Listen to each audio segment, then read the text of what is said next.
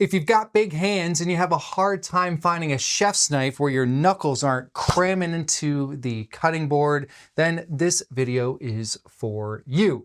If you don't have big hands and you just like knives and want to hang out, we're glad to have you. So in this video, I'm going to show you 3 things that you can identify when looking for a chef's knife that allows you to have an idea, even online, if that knife is going to fit your big old mittens without having to look for a knife that is described as an extra tall. So we're going to dive right into it here. This is going to be my pretend cutting board. I have a very different setup today because I have this iPad monitor so I can see what's happening from this overhead camera. And then I also have my other monitor there, and I've changed some things in my studio if you've been following. It's been fun. This is my first video back after a couple of weeks after all the changes, and we're gonna dive in. So this is my fake cutting board, and this is my real knife.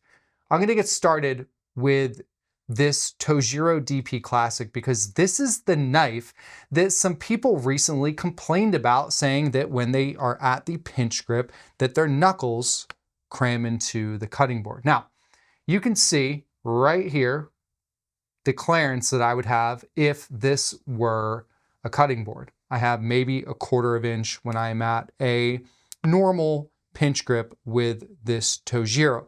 Now, I have no problems with this knife. I love it. And it's one of the best chef's knives ever for the price. Just throwing that out there. VG10 stainless steel, Western style handle, Gyuto style blade profile. It's fantastic. Anyway, I don't have problems with it. And I will fit one of these XL black nitrile gloves. In fact, I'm just gonna show you how it fits my hand so you can get an idea. I don't totally blow them out, but the larges don't fit me. So just to give you an idea of my hand size, I'm 6 foot, I weigh 185 pounds. There you have it in the sense of size. I also have pretty big palms for my hands. Like, my fingers are not as long as my palm. Some people have the opposite or they're more proportional, but that just gives you an idea of size differences and you can associate it from there. Okay, so back to this Tojiro. You can see a little bit of knuckle clearance for myself. Now, what's interesting is what I want you to pay attention to, and the reason I'm using this black Zuma case is because I want you to see the parallel from the spine here to the box. You can see it's on just a little bit of an angle, whereas that would be perfectly parallel. So the 3 things that I want you to focus on when you're looking for a knife that is not described as extra tall would be this. The first is going to be not the height at the heel of the blade, but the height of the choil. Now, finding that measurement online isn't really a thing. So this is where you have to be able to identify multiple factors here. So you have to look for the height of the choil.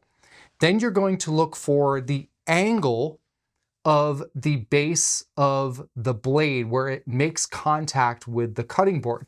That may be hard to see online, so you're gonna have to look at a lot of pictures and maybe even get a piece of paper and put it up to your screen that's totally flat and just visualize it totally becoming flush with that edge. And then the third thing you're gonna look for, of course, would be the handle itself. How big, how thick is that handle? So this Tojiro, for someone my size, is totally fine, but if you've got big knuckles, then this is not going to be the knife for you. Now, this is the Mac Mighty MTH80, the Mac Pro chef's knife. This has a very similar blade height, the choil height compared to the Tojiro. This is maybe a little bit taller, but where this is very different would be where you make contact with the cutting board. And look at our angle. We went from, let's say that's totally parallel. The Tojiro was about like that. And now this angle here, what that's doing is creating a lot more open space here at your pinch grip, and my knuckles, instead of only having a 1/4 inch or so, have roughly a 1/2 inch. So this knife, although looks very similar to the Tojiro in the sense of profile, blade, bolster, choil, everything, this is going to be a much better knife for someone who has larger hands. So a knife that is not described as extra tall or anything like that can definitely fit your larger mitts. This Yoshikane has a few extra things going for it. First, you have a much taller choil compared to both of these blades, and the reason why is because the tang of this Japanese blade that doesn't have a bolster is very thin, so that choil comes up quite high. You also have a very minimalistic wa handle, which many traditional Japanese knives do have, but look at the angle as if this were the cutting board. There is so much knuckle clearance with this blade, and if you look at the height of this, it's actually shorter than the Mac and maybe a tad taller at the heel than the Tojiro. So again, this is a minimalistic, just everyday basic Japanese gyuto, and if you've got big knuckles, this is most likely going to fit your hands better than some knives that may have a taller blade height at the heel. Okay, this is a Moritaka gyuto. You can see it's very similar to the Tojiro, and this also has an even smaller blade profile, but plenty of knuckle clearance right there because of that more minimalistic handle. Now, let's switch things up a bit. I'm gonna go over to this Wüsthof Classic. Now, this has a full bolster. It's the only full bolster that I have in the lineup here. At the pinch grip, it's obviously not the most comfortable. So even there, you can see my knuckles are nearly touching. I've got less space than the Tojiro. Now, let's go over to the same Wüsthof Classic, but with the demi bolster. No bolster, different feel at the pinch grip, but you can see that I have very minimal space. A lot of this has to do with the fact that the angle of the base of the blade here is very straight, even straighter than the Tojiro. So it makes great surface contact for a bottom third tap chop, but your fingers are nearly hitting the board unless you angle it and you do more middle of the blade. So this has a much more parallel blade spine to what would be our fake cutting board here. Now, this is the Wüsthof Classic Extra Tall. Full bolster as well. I mean, even just gripping this thing like it's a toilet bowl brush or plunger, got a lot of knuckle clearance there. And then when you get it at the pinch grip, you can see all your fingers kind of go up on the handle a bit. You got quite a bit of clearance as well. But if you look at that right there, this is a knife that's described as extra tall. But because of that blade profile at the edge and the handle, now if I pick up this Yoshikane that is not extra tall, I actually think I have more knuckle clearance with this blade. So again, it's not the height of the heel. It's not the blade being described as extra tall. It's a combination of the height at the choil, the type of handle, and the curvature. Now, I could even go even further and add a fourth thing by saying, does it have a bolster? Full or not, demi, it doesn't really matter. But the reality is that the width of the handle here is going to impact that more than the bolster, because there are some blades that will have a bolster that will be very narrow, much like this Kei Sabatier. So this almost has a tang similar to that of some of the Japanese knives. By the way, this is the new bolsterless Kei Sabatier carbon French chef's knife. And if you look at that curvature at the blade there, you've got pretty decent knuckle clearance, even more so, again, than the Wüsthof that is described as an extra tall. Okay, let's move on to this Shun Premier Blonde. Now, Look at how wide the tang is going into the bolster and short the choil is, and how big and bulbous this handle is. It's a fantastic blade. I love it. I've never had issues with my fingers cramming into the cutting board. You can see I have just enough wiggle room there. I'm pretty good.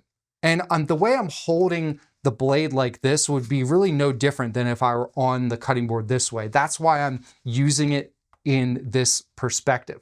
So if you've got bigger fingers than me, this blade, although I'm good with it, I think you would definitely be running into some trouble. This is the Shun Nagare. And what's interesting is you get this curved choil, which alters how it's going to fit at the pinch grip and in your fingers, and with the bolster and this curvy handle as well. But look at this. I actually have more space with this, and it has to do with the curvature of the blade more so than any other factor compared to the other one, because technically this is wider here than the Premier, and the bulbousness of the handle right here is probably the same as the Premier as well, but the way that blade curves at the base. And now let's look at the Shun Shiranami. This is one of our other exclusives with the dual core. This has a straighter edge profile, but the way the handle flares up right here instead of being pumped out, although this has a straighter edge profile, I still have pretty decent knuckle clearance. Okay, let's move over to the Miyabi Kaizen, their original. This has a nice little hook up here at the choil, a minimalistic D-shaped handle. But if you look at the edge profile, it is very, very straight at the base of the blade. Great surface contact with the cutting board, especially for tap and push chopping, but I do not have a lot of wiggle room here. So again, if you've got bigger hands, this blade is not going to do the trick. The Miyabi Birchwood, absolutely stunning, my nicely oiled handle. There's something a little bit different about this blade. I wouldn't say that their profiles are identical. It's something to do with the very base right here. But again, very minimal amount of clearance there. Again, for me, I'd be totally fine. But if you're bigger, there you have it. This is the Mizu.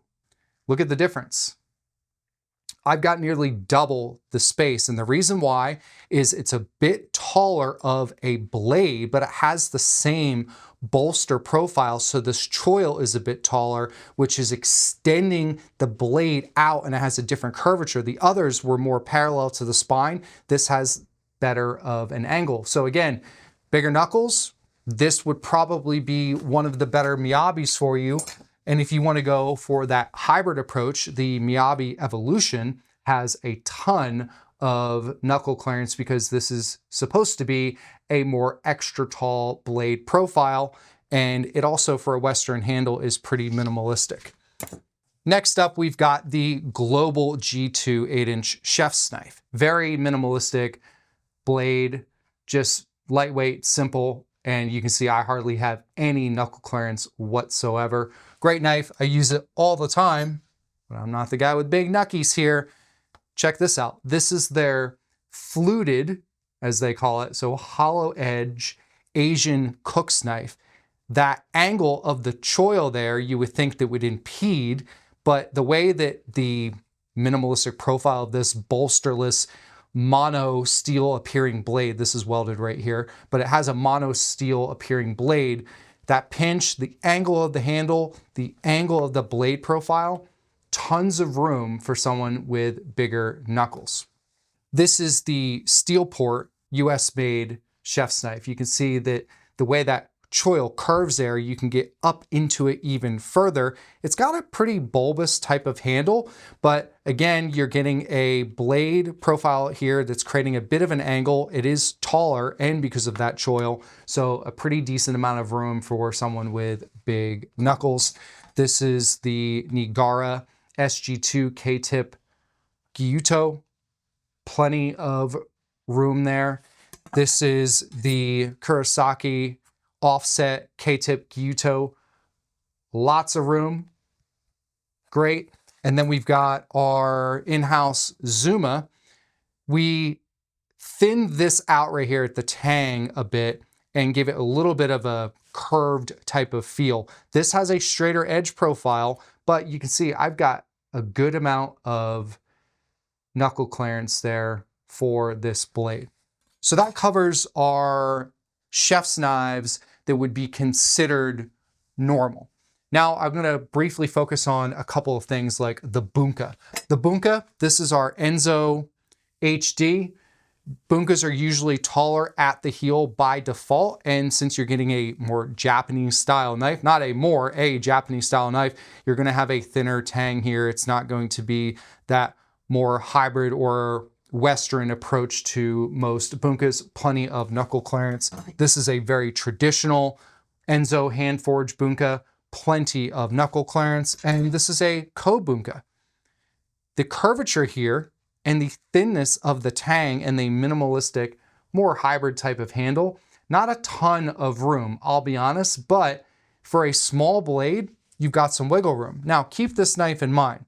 This is a Bunka, but it could fit into that Honesuki type of category as well. I'll get right back to it. Here's another Yoshikane. This is their Shirogami white carbon steel Bunka. Very thin tang, allows you to get higher up, thin handle, tons of knuckle clearance. Now check this out.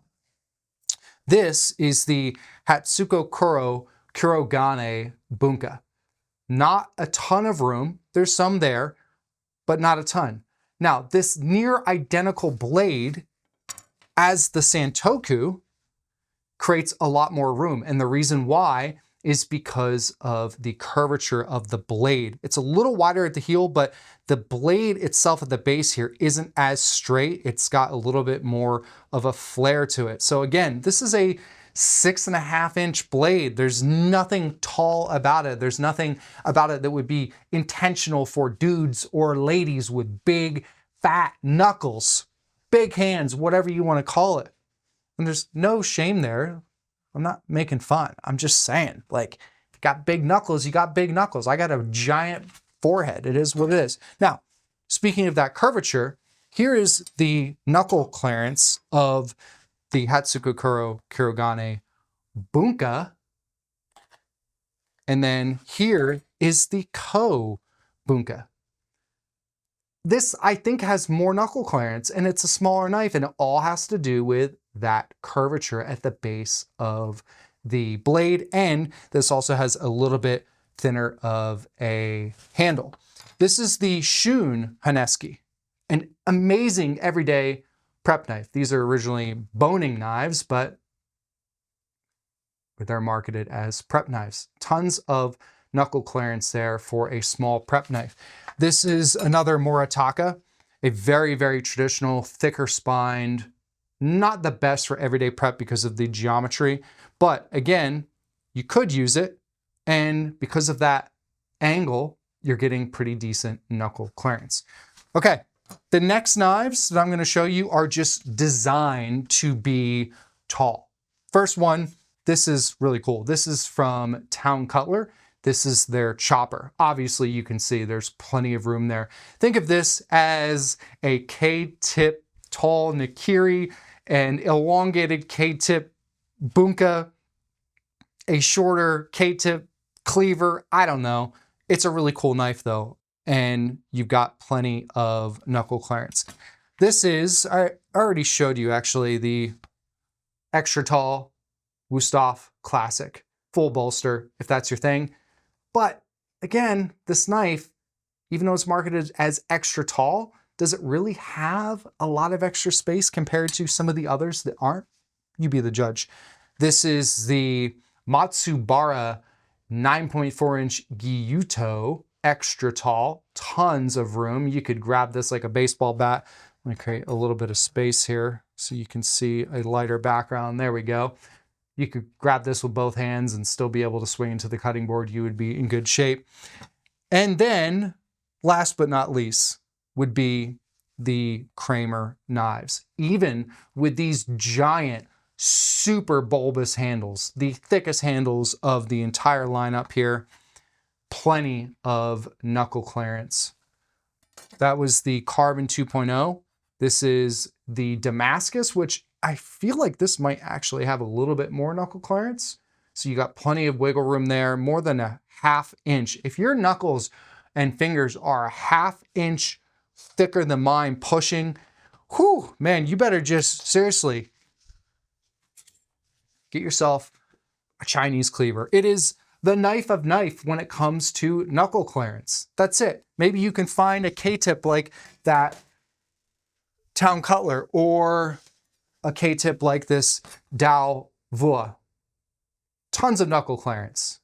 You better not be banging your knuckies, otherwise you, my friend, are a giant.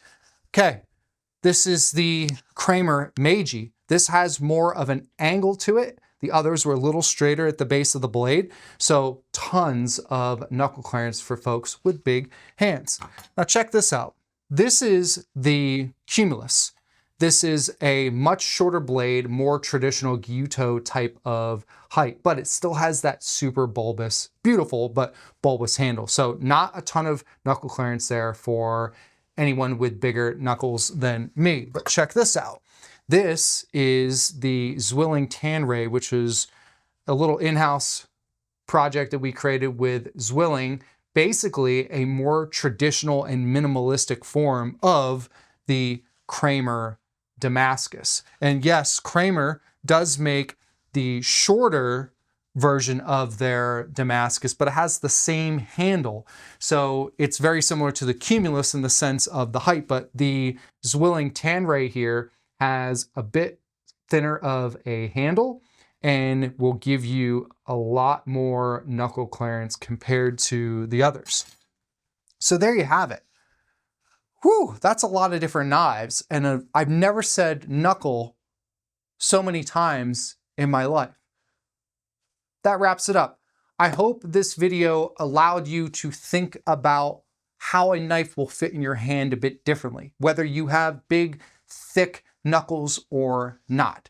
Remember, the 3 things you need to focus on would be the height of the choil, not the height of the entire blade at the heel, the curvature of the base of the blade, and if it's more parallel or angled out in the sense of knuckle clearance, and then of course the handle material itself. And we could include the bolster or tang, stick tang into that handle conversation when we're talking about these 3 things. Or you can just look for knives that are described as extra tall, but again, an extra tall knife, depending on the handle and the height of the choil, may actually have less knuckle clearance than your everyday Yoshikane Gyuto.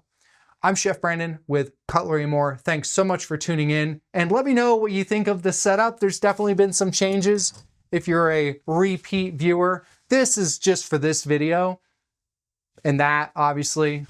But I don't know, I'm kind of just switching things up a bit. Different key light or trim light here, more behind the scenes type of vibe. I actually pushed this forward about 10 inches and backed the camera up just to give a little bit more of a wider shot so the island isn't just like taking up the entire front third of the view. Take care.